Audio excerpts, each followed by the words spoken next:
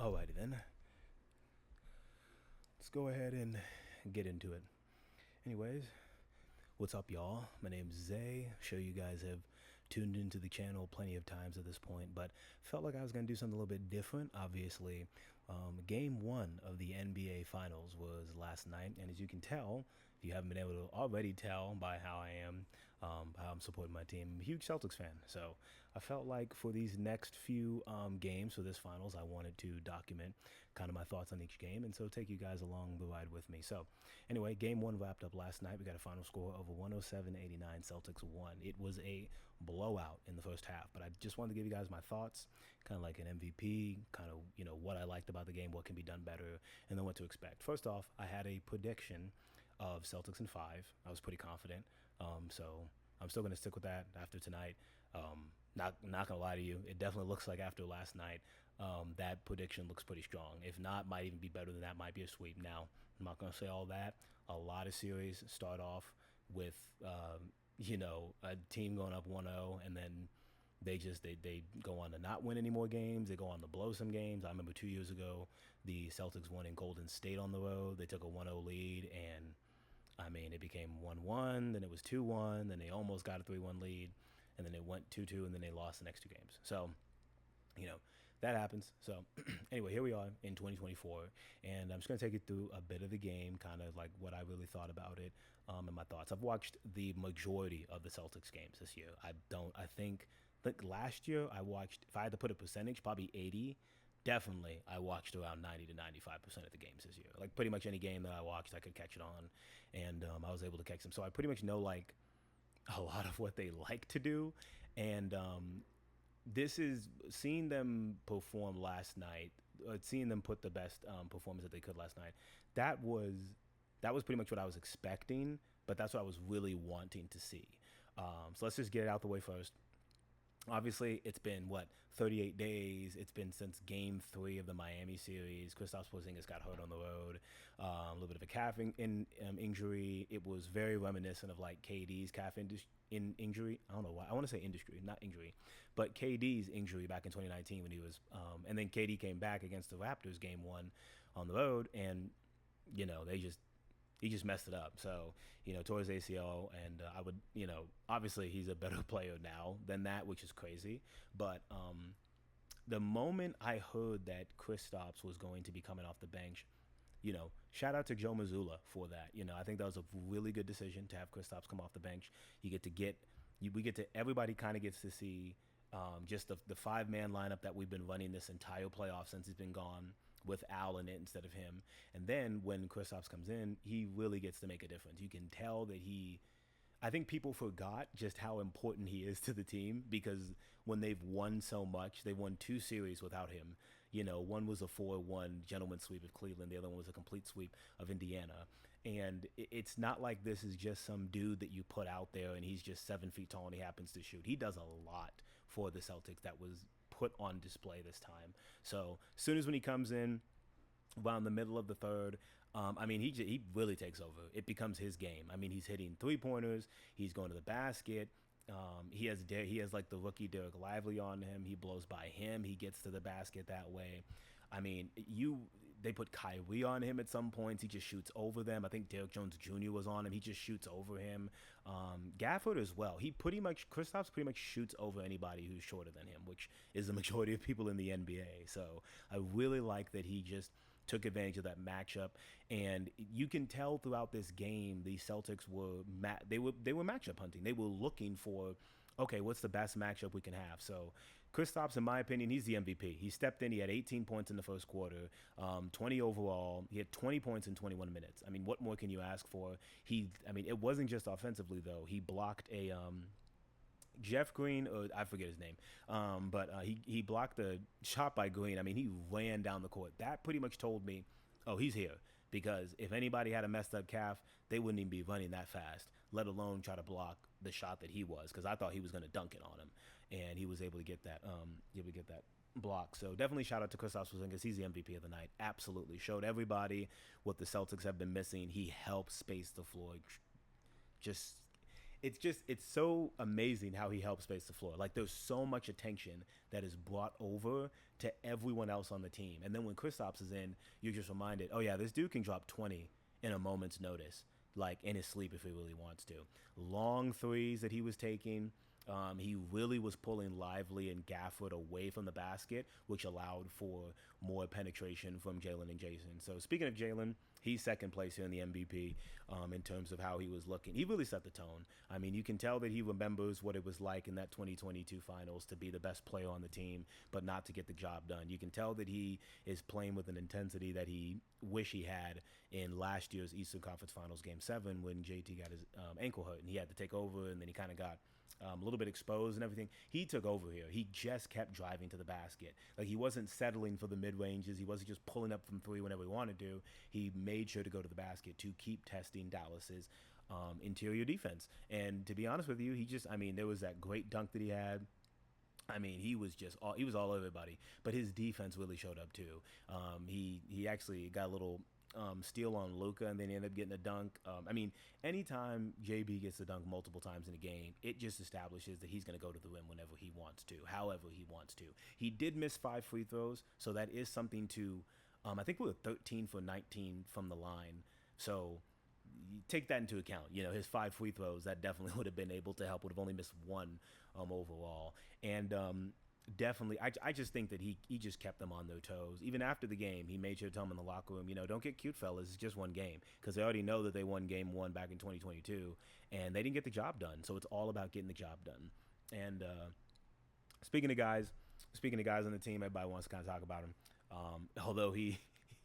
Although I definitely have to say it in this context. Let's talk about Jason Tatum. Definitely, you can tell there's things he was doing in this game that just did not show up in the box score. The fact that there's so many times when he was driving to the basket that he was you could tell there's like 2, 3, sometimes even 4 defenders just trying to stop him from going to the basket.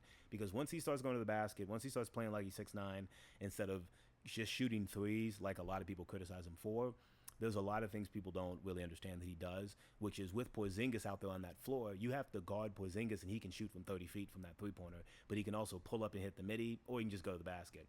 But then you kind of wonder, as Dallas, who do you have to guard? Because anytime JT got the ball and he had Kyrie on him, spin move, dunk.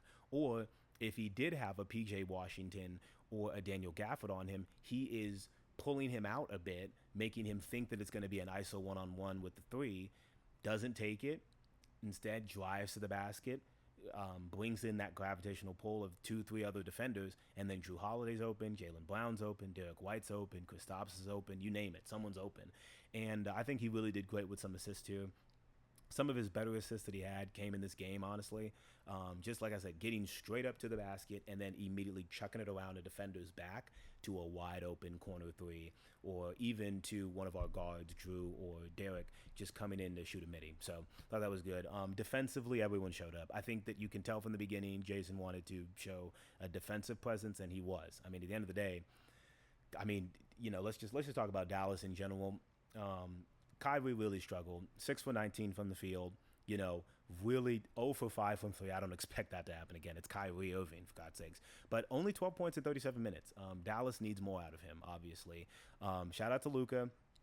He was a minus 10 on the court, but 30 and 10 is crazy. But the biggest stat for him is 1 assist. I think that pretty much told the night as it is.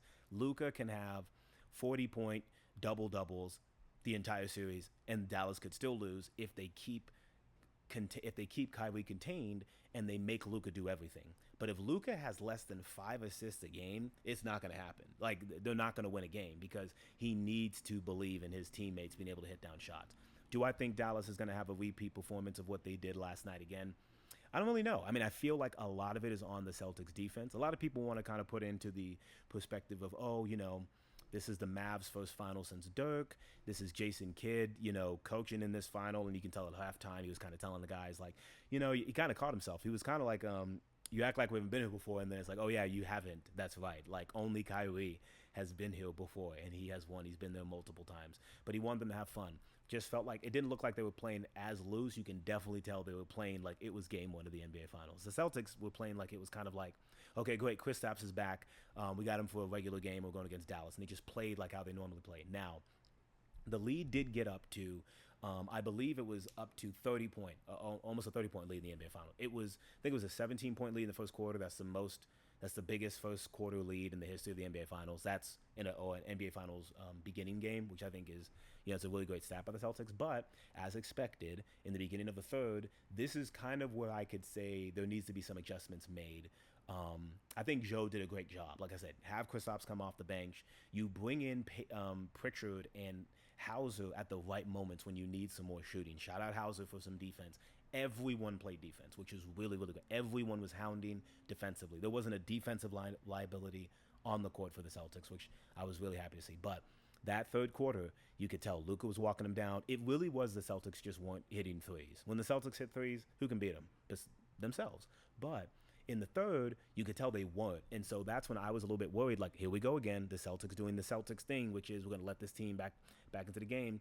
And people can see it from that way. But also in the post game, Jason said, it's a game of runs. It happens. It's a game of runs. But when you aren't hitting the three-pointer, that's when you do need to rely a little bit more on the mid-range and get to the basket. So moving forward, I think that obviously I'm not no coach. I'm just a guy yapping on the internet. But it would be helpful to see that's a prime moment for if Jason, if JT, JB, or who else did really could have got going. I mean, let's be honest, guys. Like the starters for the Celtics, they played great. Even I would say White a little bit because he had 15, and he only had, honestly, I mean, having 5 assists is good for White. Excuse me, and he was 3 from 8 for 3. But excuse me, but I would say when it comes to execution of the third, definitely start off with experimenting, having maybe KP start the third if you want to. Just get that momentum going of like seeing the basket go in, getting these quick baskets to establish that lead, because you were up so much, and then it damn near got within single digits, and then once it got within single digits, this is where the Celtics really started to show up. They didn't just go, let's just start hitting threes again. They really hankered down defensively. They got a couple of steals, they got a couple of blocks, and then they went back up by 16, and then they pretty much their goal was to get up by 20 going into the fourth, which they were able to do. And then pretty much in the fourth, it's just not lollygagging, but it's definitely like, okay, we know this game is over. And then with like 3 to 4 minutes left in the game, it's nice to see, as a Celtics fan, Jason Kidd kind of having to be like, all right, let's take these starters out. Let's get ready for game 2. So overall thoughts of it, of course, like I said, let me just go a little bit more in depth with the players themselves. Jason, like I said, still played a good game, 16 points, 11 rebounds. Early rebounding is great for him. He does not need to go off and have 20 points in the first quarter unless it's needed, unless other people. But he saw his other guys. He saw JB taking over. He saw Porzingis go crazy, and you can tell throughout the year they're very good at just understanding who's hot right now. Give it to them. Because Jason wasn't hitting his shots. Jason was also 6 for 16. That's interesting because I did say that Kyrie was 6 for 19. So isn't it interesting that, Kyrie had such a glaring bad game and he was a minus, and then Jason had a really, kind of like, people say role player, but a double-double is still a double-double, and he was a plus 19 in the court. But I do think that rebounding is a huge, huge factor. Glaring is 6 turnovers, though. And so I feel like if he brought that down, it would have been a much different game, and he probably would have had at least 22 to maybe 25 points. JB was great, 7 for 12, 22 points. The only glaring issue was his free throws. In terms of, he did have 3 steals, which was really, really good to see as well. And then, like I said, Porzingis, the 20 points plus 13, 8 for 13. I mean, like I said, 20 points in 21 minutes is crazy. So wrapping everything up, what more can the Celtics do? You would love to see them copy and paste this 3 more games in a row. I don't think they're going to be able to. I think, honestly, you're going to need to have a game where you can replicate a bit of this, but you can also see way more production out of Jason in the beginning of the third, or you can see more production out of Jalen in the ending of the third. You need to have one of them really turn it up at the beginning of the third so that energy is there, so that if you do have a good lead going into halftime, hell, even if you're tied, you can hit them in the face in the beginning of the third. That third quarter is where everything changes. It happens a lot for the Celtics. 20, 30, 40-point lead. Don't matter. No lead is safe in the NBA. So we all know that, especially with how the the referees can be. Also, refs weren't really too crazy in this one. It wasn't a lot of complaining by the players either. Sometimes Kyrie would say it, sometimes Luka would complain, but I don't really think I saw anything from the Celtics. But when you're up by 30, why can't you complain? So more things that the Celtics can do. Keep the consistency of taking the appropriate timeouts. If you're up by 12, up by 15, up by almost 20, and it starts to drain, once it gets to 11, you got to call timeout. Because I feel like sometimes when they want to run their sets where they can get pick and rolls with Jason and Porzingis, sometimes that can be slowed down because of just how hard they're going to be playing Porzingis. His health is going to be tested. He looked great in this game. He's got to keep it up for the rest of the series. Great that Dallas was attacking him early. That's what you need to do. You need to find out how that calf is feeling because it's only 20 minutes. It's like another thing. How long are we going to bring him off the bench? I think you can bring him off the bench for the next game, but if you don't win that game, definitely have him start in Dallas. However, for the third quarter, like I said, Jason needs to be more aggressive in the beginning of the third, regardless of how many points he has. And I feel like you can run more pick and rolls to them. Also, you can run the offense through Derek White a little bit more.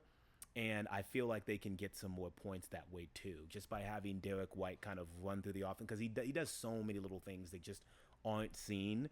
But I feel like heavily rebounding in the third too. When you aren't hitting the threes, there needs to be less guys just on the outside watching the three miss. You need to have someone in that paint who's pushing and moving around to get that rebound. Maybe it can be Al, maybe it can be Jalen, but that third quarter, that rebounding needs to be a little bit up more. Obviously, Dallas won the fourth quarter, so they, just by a couple points, so they kind of know how to do their thing. They also won the third quarter, too, so they pretty much, in the quarter themselves, they got 24 points. Celtics got 23, and then in the fourth, Dallas got 23, and then Boston got 21. So like I said, still, it was spread out well throughout the offense for the Celtics, but the defense is what showed up. I mean, I feel like when Luka has you on his hip, Joe has done a good job of telling these guards, one of you needs to be on that hip, and then the other one, when he starts to turn and he has that ball away from him a bit, love that you could see. I think it was Pritchard was on Luka, and once Luka tried to put Pritchard on his hip, White came in and took the ball, and I really like that. We need to keep doing that, force him to do it all. If you can keep those assists low, you're all right. Now, flipping over to Dallas. For the Dallas fans, I wouldn't freak out too much. It is game one of the finals. It is a feel-out process. Jason Kidd has been really good throughout these playoffs of showing you that he can make in-game adjustments and in-series adjustments. Remember, they dropped the first game to OKC. I think they dropped the first game to the Clippers, and they ended up winning that series. Of course they won that series, but they dropped the first game to the Clippers. And so you can definitely see that the nerves need to be pushed off now. Obviously, you need to get more production out of Kyrie, but I think Derrick Jones Jr. definitely was like a bit of their liability tonight. He was a minus 12. He only had 5 points, and he didn't even go to the free throw line. And there was, you could tell there was no lobbing. Like with Kristaps roaming around the basket, there's no Luka going to the basket to lob, Kyrie going up to lob, because they can't penetrate all the way through.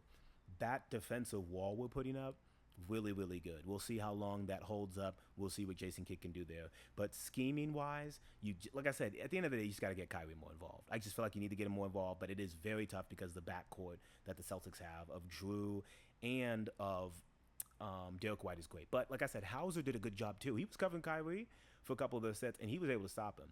But like I said, defensively, Dallas just needs to step it up too. They really need to shut down who they need to shut down. And if you're going to win these games, you need to make you kind of need to make Jason Tatum not as good of a passer. Like he had 6 turnovers, but he still was getting some good passes. So you kind of got to be able to live with one guy on the Celtics going off and limiting the other ones. Because if you keep having these games where you let pretty much all of the starters get 10 points, you're not going to win it. You're not going to win it because once they start to get into the momentum, they start to really pick it up on defense too.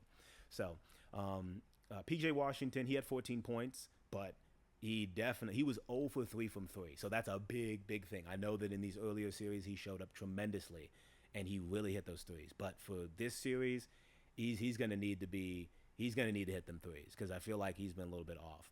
And then obviously for Lively, he's the rookie out there. This is probably like what his worst playoff game he's had of his career. Probably one of the worst games he's had of his career. That's fine. You know, it happens. You know, it's game one of the finals. Just brush it off and just prepare yourself for game two. And they just need to play a little bit harder defensively, be a little bit more lengthy, and pick who you want to live with going off. Obviously, can you win a game where Derek White's the leading scorer? Can you win the game where Drew Holiday's the leading scorer? But I have heard this from other people on YouTube. You have to win the game that the Celtics don't shoot well from three. It's going to happen. I don't believe the Celtics are going to go 4 or 5 games straight shooting well from three. There's going to be one game where you can tell, damn, that thing is not falling. Could be game 3 in Dallas, could be game 4 in Dallas. Who knows?